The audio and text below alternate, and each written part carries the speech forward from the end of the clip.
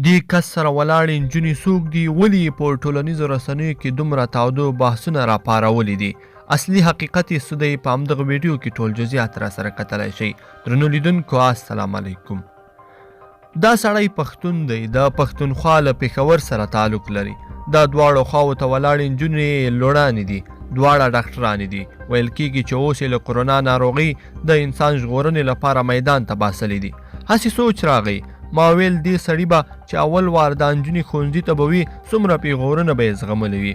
بیا چې پیغلې شوې وي، څومره خپلوانو او دوستانو به بد ګڼلې وي، بې غیرته به بلل شوې وي، او څومره خلکو به اړیکې ورسره پرې کړې وي.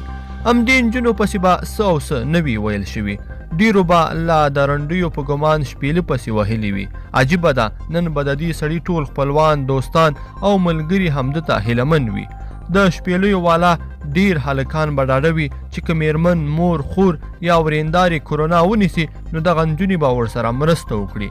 د هوا په تنفس کې، د ژوند په ژغورلو کې، د هیلو په ساتلو او زرغونولو کې.